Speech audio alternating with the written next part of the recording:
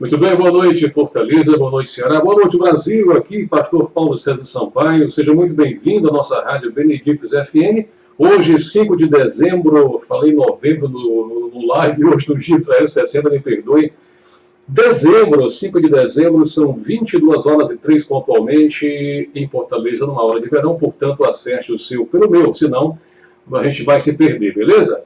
Então tá, hoje nós estamos dando seguimento e finalização ao capítulo 10 de Mateus.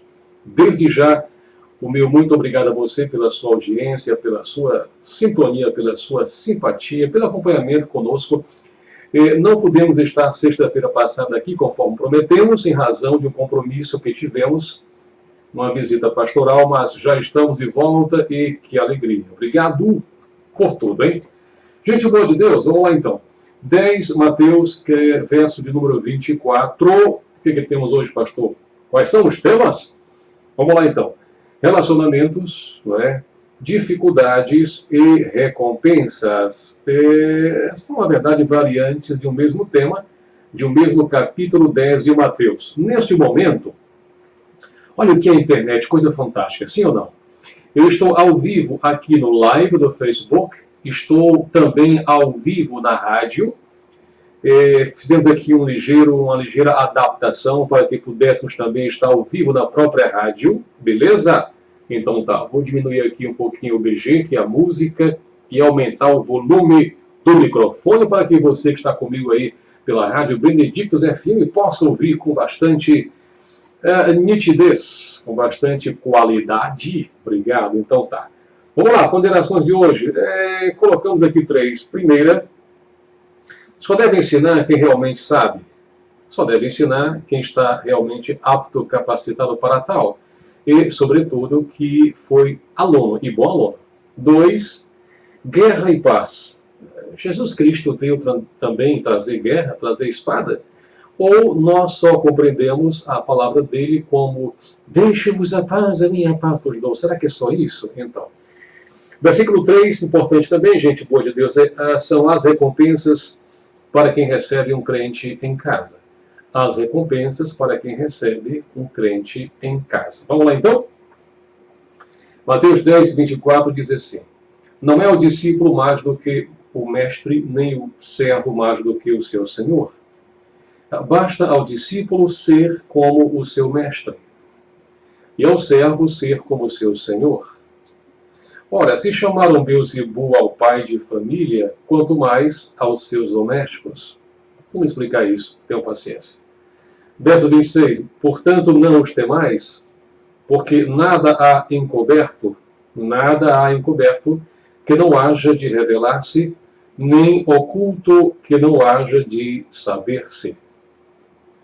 O que vos digo em trevas, dizei-o em luz, e o que escutais ao ouvido, pregai-o sobre os telhados. E não temais os que matam o corpo e não podem matar a alma. Temei antes aquele que pode fazer perecer no inferno a alma e o corpo. Não se vendem 2 passarinhos por um ceitio, e nenhum deles cairá em terra sem a vontade de vosso Pai. E até mesmo os cabelos de vossa cabeça estão todos contados. Não temais, pois mais valeis vós do que muitos passarinhos. Portanto, qualquer que me confessar diante dos homens, eu o confessarei diante de meu Pai que está nos céus. Mas qualquer que me negar diante dos homens, eu o negarei também diante de meu Pai que está nos céus. Não cuideis que vim trazer a paz à terra. Não vim trazer paz, mas espada. Porque eu vim por em dissensão homem contra seu pai. Observem como isso é da maior gravidade e importância. E a filha contra sua mãe, e a nora contra a sua sogra. E assim, os inimigos dos homens ou do homem serão os seus próprios familiares. Quem ama o pai ou a mãe mais do que a mim não é digno de mim, não. E quem ama o filho ou a filha mais do que a mim não é digno de mim. E quem não toma a sua cruz, observem bem isso, e quem não toma a sua cruz e não segue após mim, não é digno de mim. E quem achar a sua vida, atenção, perdê-la, e quem perder a sua vida por amor de mim, acha-la. Quem vos recebe, a mim recebe. Recebe aquele que me enviou. Quem recebe um profeta na condição de profeta, ou na qualidade, em outra versão que diz, de profeta, receberá galardão de profeta. E quem recebe um justo na qualidade de justo, receberá galardão de justo. E qualquer que tiver dado só, que seja um copo de água fria a um destes pequeninos, em nome de discípulo, em verdade vos digo que de modo algum perderá o seu galardão. Para quem chegou agora, seja muito bem-vindo. Estamos lendo os últimos versículos do capítulo 10 de Mateus, a partir do verso de número 24, que diz assim: não é o discípulo mais do que o mestre, e nem o servo mais do que o seu senhor. Basta ao discípulo ser como seu mestre e ao servo ser como seu senhor. E então entramos aqui nas ponderações da relação, ou do relacionamento entre mestre e discípulo. Ora, a história da humanidade, no quesito educação, no quesito conhecimento, saberes, compartilhamento de saberes, sempre houve e sempre haverá um mestre e um aluno, ou mestres e alunos. Tudo foi feito neste binômio mestre-aluno. O que o texto diz aqui de modo categórico, no verso 24, não é o discípulo mais do que o mestre. Isso é uma obviedade. Mas por que ele enfatiza como tal? Porque, na realidade, neste relacionamento mestre-discípulo, vai muito acontecer, muita vez, o português está certo, que o discípulo se torne também mestre. Há de acontecer que, no decorrer do processo de aprendizagem, os bons discípulos também serão bons mestres, bons professores. E alguns deles vão se tornar até mesmo melhores do que os mestres. Eu nem preciso aqui citar nomes de tão claro que isso é. Mas, mais uma vez, o nosso bom Senhor Jesus Cristo enfatiza o relacionamento fraterno, amável, cordial, tudo que há de bom entre o mestre e o discípulo, dizendo categoricamente que um não é mais importante do que o outro, um não está acima do outro. Na verdade, eles são um só. Um só. Bendito seja o Senhor, especialmente no aspecto espiritual. Você me compreende? Mas a frase mais intrigante aqui é a parte B do versículo 25. Quando ele diz, basta ao discípulo ser como seu mestre. Maravilha. Bastaria isso. Mas, repito, há casos em que, na realidade, o discípulo se torna também tão bom quanto ou até melhor que o próprio mestre. A seara é grande. Os ceifeiros são poucos, aqueles que colhem são poucos. Então, observe, eis a frase, o resto de frase é intrigante. Se chamaram Beelzebu ao pai de família, quanto mais aos seus domésticos. Por que Jesus diz isso? Ora, Beelzebu era um dos deuses dos filisteus. Baal-zebub significa o deus das moscas. Ora, pelo amor de Deus, um povo que tinha uma mosca como seu próprio Deus, o que você esperar? O que você esperar ou o que você espera? Qual a expectativa de um povo que tem como Deus uma mosca, pelo amor de Deus?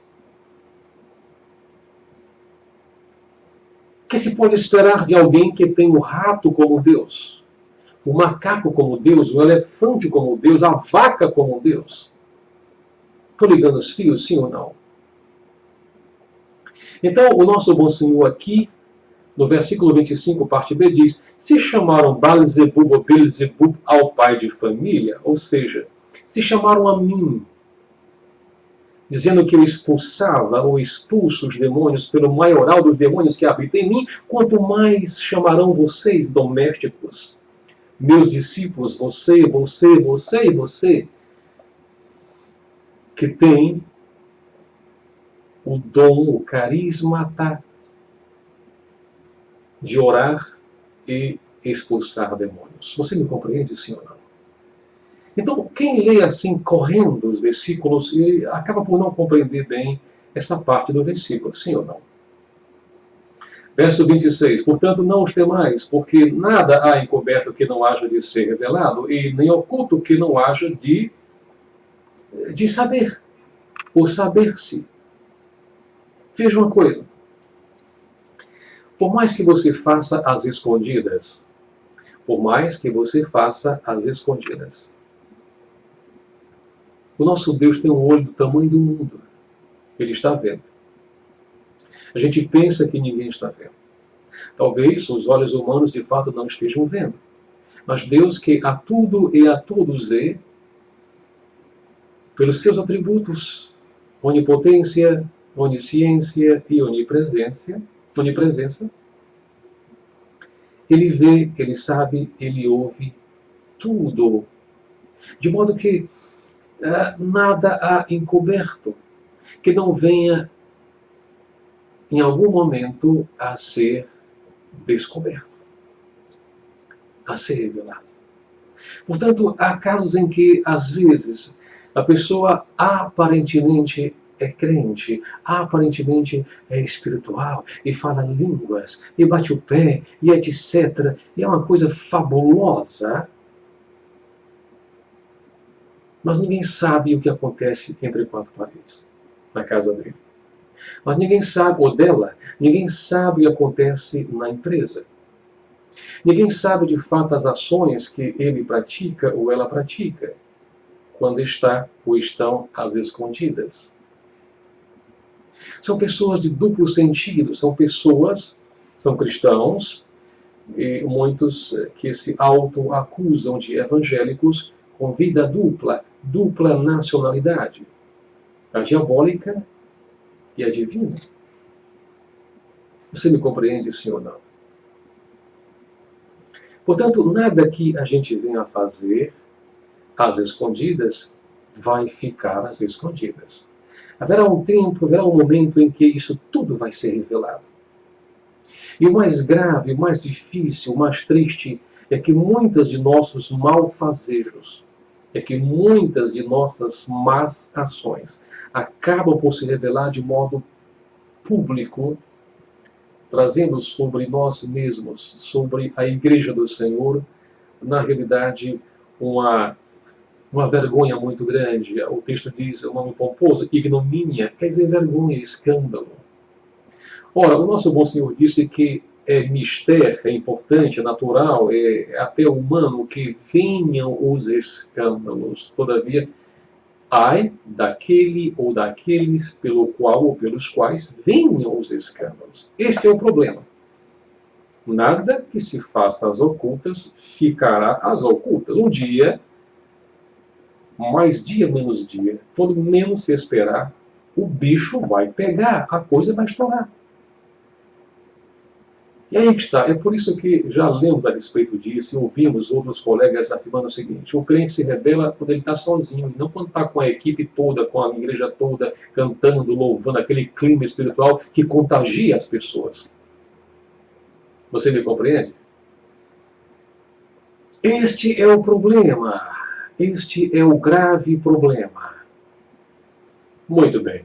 Para quem chegou agora, estamos no versículo 24 e 25 e 26, em relação a que não se pode encobrir nada. Um dia a coisa vai estourar, a casa vai cair. Que é uma expressão policial, a casa vai cair. Muito bem. Verso 27. Porque vos digo em trevas, dizei-o em luz, e o que escutais ao ouvido, pregai-o sobre os telhados. Vamos explicar isso aqui, senão ninguém entende bolufas, né? O que vos digo em trevas? Como é que Jesus pôde dizer algo em trevas? Não, mas de jeito nenhum. Então, o trevas aqui é metafórico. O trevas aqui significa que ele falou em particular, em momentos de trevas, em momentos de perseguição, em momentos em que havia, na verdade, uma grande dificuldade para se pregar o evangelho do reino de Deus naquele momento. Portanto, ele usou esta expressão, o que vos digo em trevas, dizei-o em luz, ou seja, saiam pelo mundo, Mateus 28, né?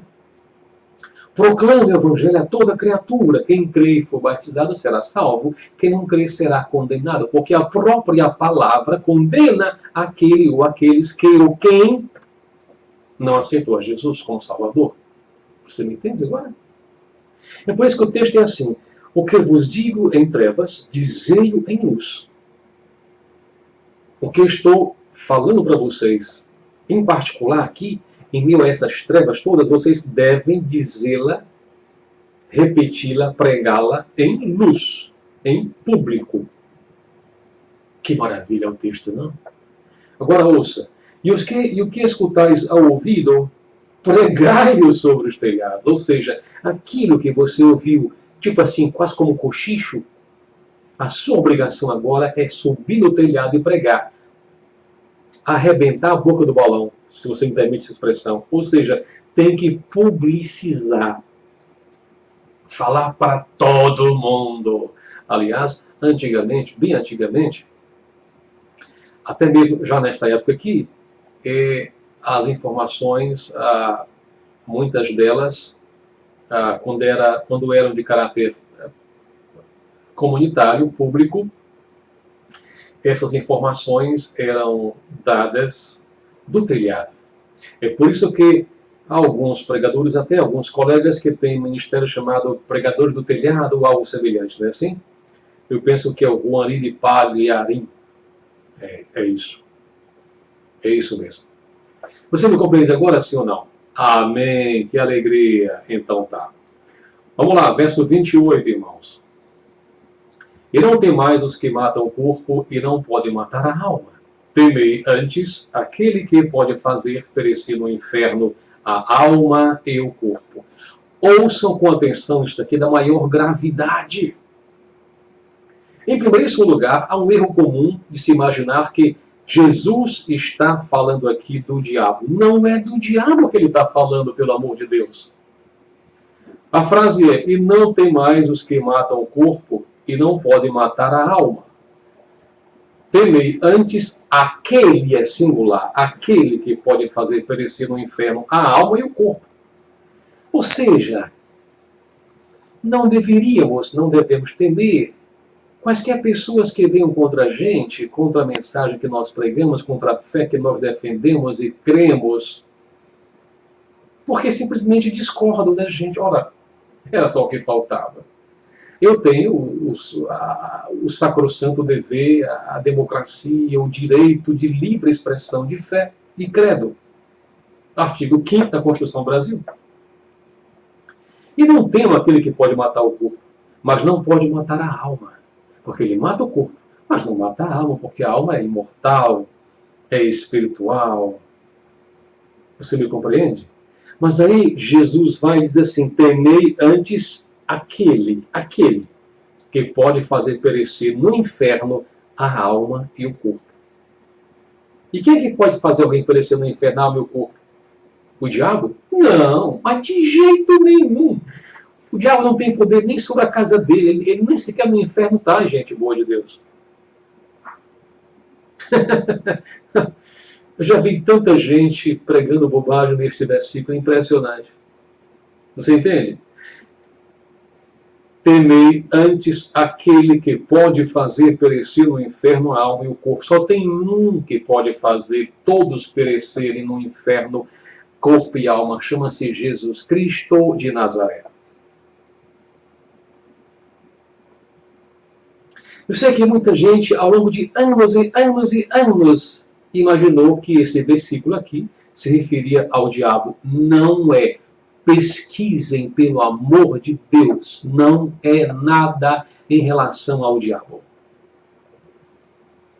É o próprio Cristo que tem poder para lançar no inferno. Não que ele próprio lance alguém ou ninguém, não. A própria pessoa se lança quando rejeita a salvação dele. Você me entende agora, sim ou não? Eu sei que sim. Repito, o diabo é tão vagabundo, tão vagabundo, tão vagabundo que não tem sequer casa para morar. É mole o que é mais.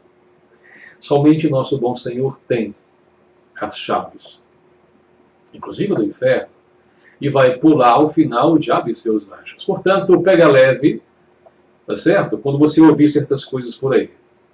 Agora veja o versículo 29. Não se vendem 2 passarinhos por um asse. É uma versão, ceitil é outra versão. São centavos, né? Eu não vou entrar aqui em questões de câmbio, comércio internacional. Então, não se vende dois passarinhos, ou pardais e outras versões, por um ceitil.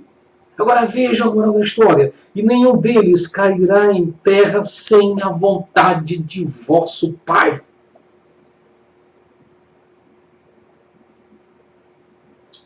Dia desses eu vi aqui na internet uma colega dizendo que estava muito triste porque um gato, um felino, um gatinho safado, sem vergonha, comeu o passarinho dele. E ele usou uma expressão interessantíssima: gato infeliz, comeu meu passarinho, e fiquei muito triste. A palavra diz que nenhum dos passarinhos cairá em terra sem a vontade de meu Pai. Você me compreende isso? Tudo está debaixo da vontade, da soberania de Cristo Jesus, nosso Senhor e Salvador. Eu vou repetir. Tudo está debaixo da soberania de Cristo Jesus, nosso Senhor e Salvador. Ele continua soberano sobre tudo e sobre todos. Não creia em sacerdotes, pastores, bispos e que tais que aparecem por aí dizendo que Deus perdeu o controle ou algo parecido. Você entende que Deus perdeu o controle e que não é bem assim.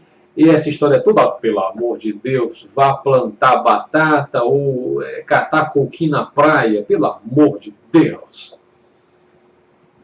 Na hora que eu tento eliminar a soberania de Deus, ora, que coisa estúpida, absolutamente estúpida,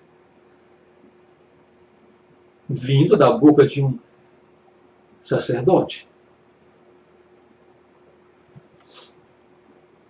E até mesmo os cabelos da vossa cabeça estão todos contados. E quando eu leio este versículo, eu me lembro que um dia, há muitos e muitos anos, sim, há muitos e muitos anos, eu tinha algum cabelo e estavam todos contados, sim, e fui perdendo ao longo dos anos, e perdendo e perdendo. Mas é bom saber que todos estavam contados. Deus é um Deus de contagens, de contabilidades.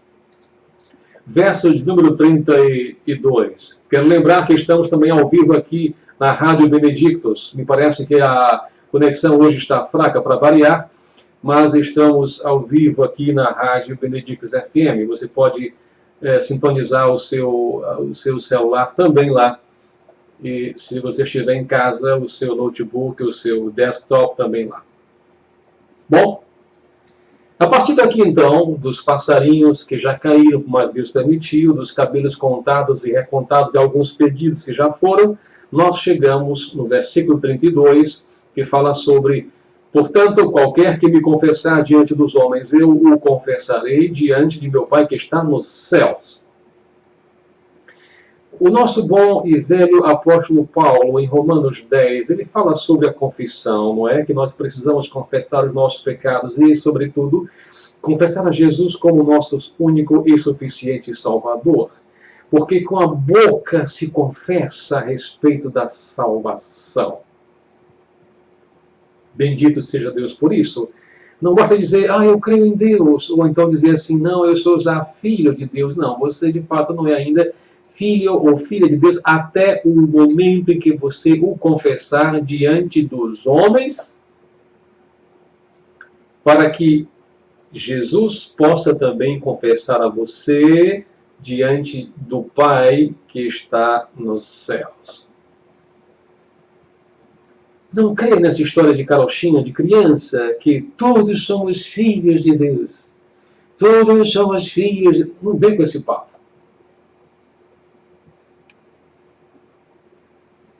Filhos são aqueles que aceitam Jesus como Salvador, Senhor e Salvador. Sem quaisquer tipos de intermediários, intercessores, mediatrizes, medianeiros ou coisas que o valham. Você me compreende agora, sim ou não? Verso 32 de Mateus. Portanto, qualquer que me confessar diante dos homens, aí sim eu o confessarei diante de meu Pai que está nos céus. E complemento aqui, eu vou arrolar, escrever, registrar seu nome no livro da vida do Cordeiro. De modo que você possa, de fato, ter salvação. Amém? Por isso, que alegria. Agora, se por razões outras você de fato rejeitar, tudo bem, problema seu. Agora observa o seguinte, verso 33, mas qualquer que me negar diante dos homens, qualquer que me negar diante dos homens, a coisa é gravíssima, eu o negarei, sim, eu o negarei também diante de meu Pai que está nos céus.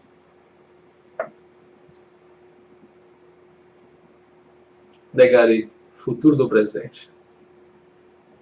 Negarei. Diante de meu Pai que está nos céus. Você me entende, sim ou não? A escolha é sua, aliás, sempre foi sua. Ninguém está forçando a barra de nada, ninguém está convencendo ninguém a nada. Uma questão de bom senso, de reta razão, de bom siso, de análise das obviedades que nos cercam. Não é tão difícil assim. Não é tão difícil assim. Louvado seja Deus. Sim, Deus é bom e justo. Ramiro Tabra Viana. Sim, Joel, obrigado pela companhia e pelo estímulo. Que Deus possa nos abençoar a todos. Mais gente chegando, que alegria, paz do Senhor. Sejam muito bem-vindos à Rádio Benedictus FM. Que alegria. Gente boa de Deus. Verso 34, estamos caminhando para o final. Não cuideis de que vim trazer a paz à terra. Não vim trazer a paz, não. Vim trazer a espada. E aqui ocorre uma aparente ambiguidade. Aqui acontece uma discrepância aparente. Aqui parece uma contradição. Pastor, pelo amor de Deus, porque eu cresci ouvindo João, deixe-vos a paz, a minha paz vos dou, não, vou lá dou como a dar ao mundo. E aqui o pastor diz, não cuideis que vim trazer a paz à terra. Não vim trazer a paz. O texto é claro. Vim trazer a espada.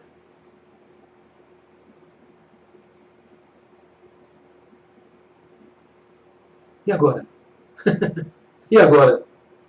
Pastor, ele veio trazer, afinal de contas, paz ou espada? As duas coisas. As duas coisas. Ele vem trazer paz àqueles que de fato buscam a paz. Mateus capítulo 5, bem-aventurados pacificadores, porque dos tais verão o reino de Deus, e tantas outras passagens, João, começo de João, e várias outras passagens, enfim, ele de fato veio trazer a paz. Tudo bem, isso é pura verdade, a paz que excede a todo entendimento, a linguagem paulina.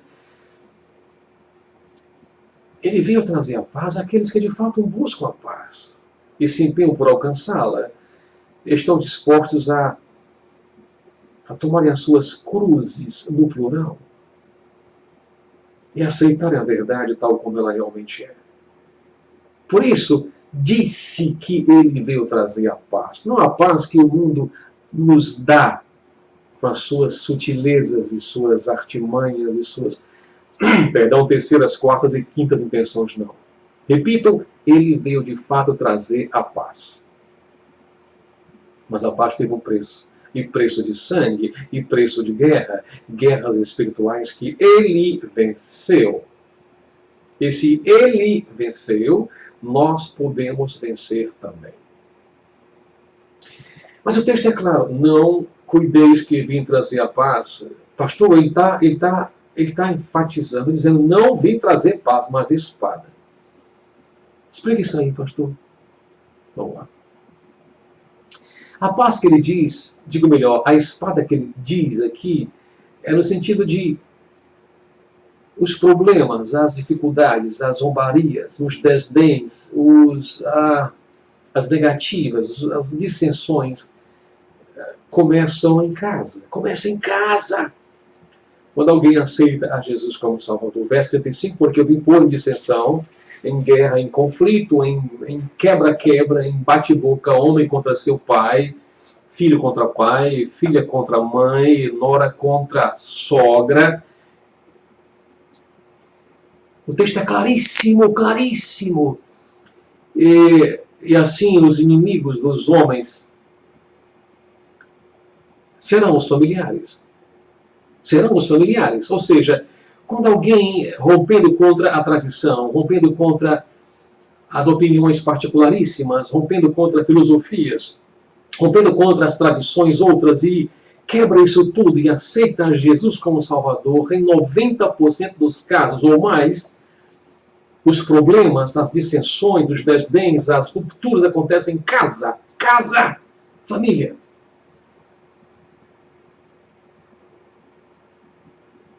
E nesse momento é preciso muita garra, muita fibra, muita coragem, muita determinação para cumprir os versículos seguintes, que dizem assim, quem ama o pai, verso 37, Mateus 10, quem ama o pai ou a mãe mais do que a mim não é digno de mim. E quem ama o seu filho ou a filha mais do que a mim não é digno de mim. Você me compreende? Estou quase no final. E a internet resolveu agora piorar ou melhorar, não sei, enfim.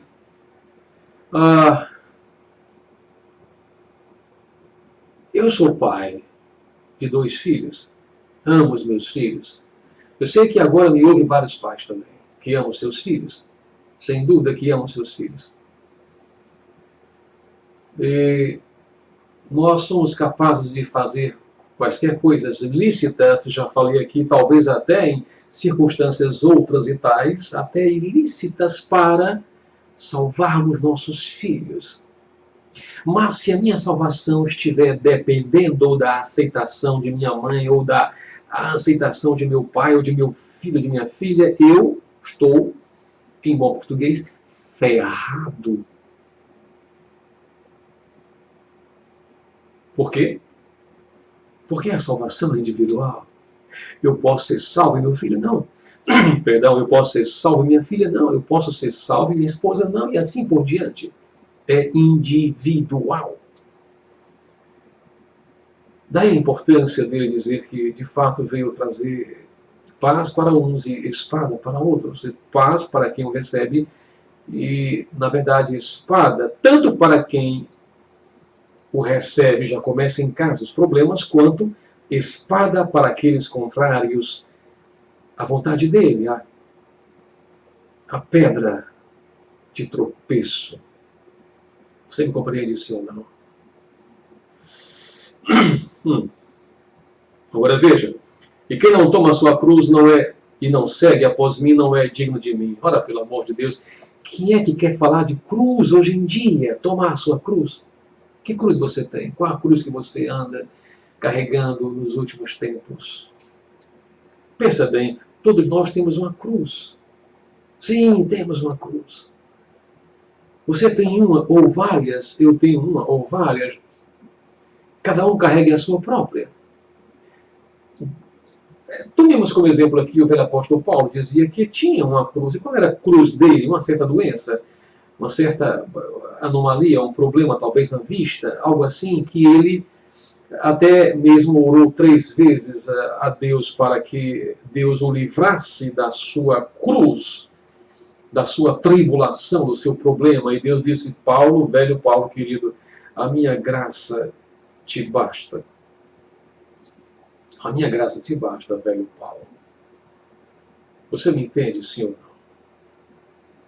Portanto, hoje em dia, falar de levar cruz é uma coisa meio antiquada, não é verdade? Porque as pregações hoje em dia são absolutamente psicologizadas, são motivacionais, são de autoajuda.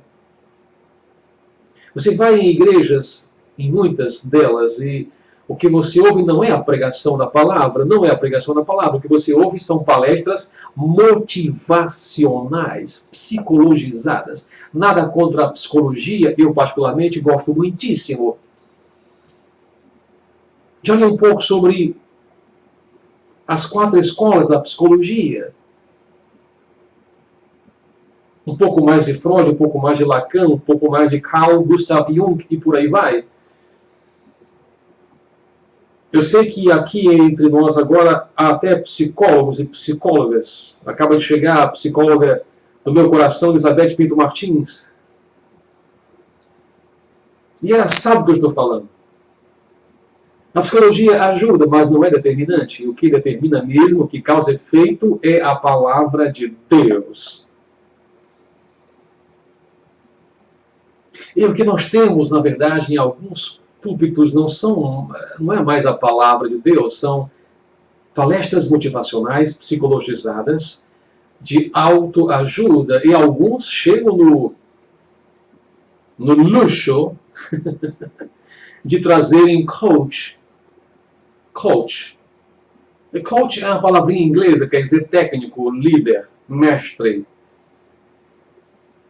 E ouvi certa feita de alguém que saía de uma dessas palestras motivacionais dizendo: foi uma bênção, eu não saberia viver sem essa palestra do coach. Ora, vá se converter, vá ler a Bíblia Sagrada, pelo amor de Deus.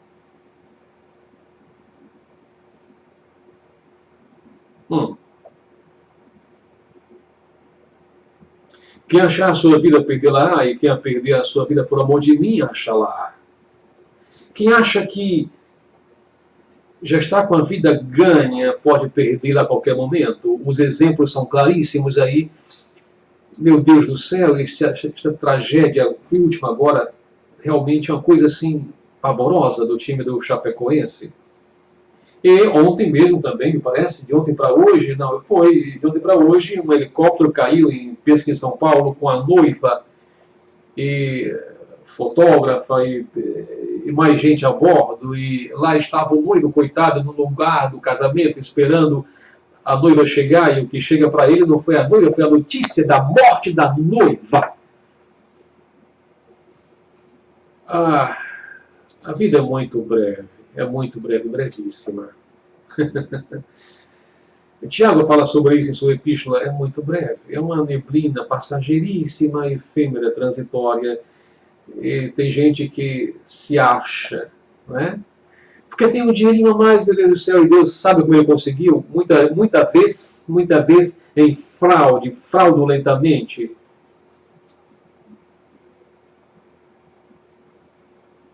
E se acha. Porque tem um pouquinho mais. Lembro-me que aqui em Fortaleza um certo empresário chegou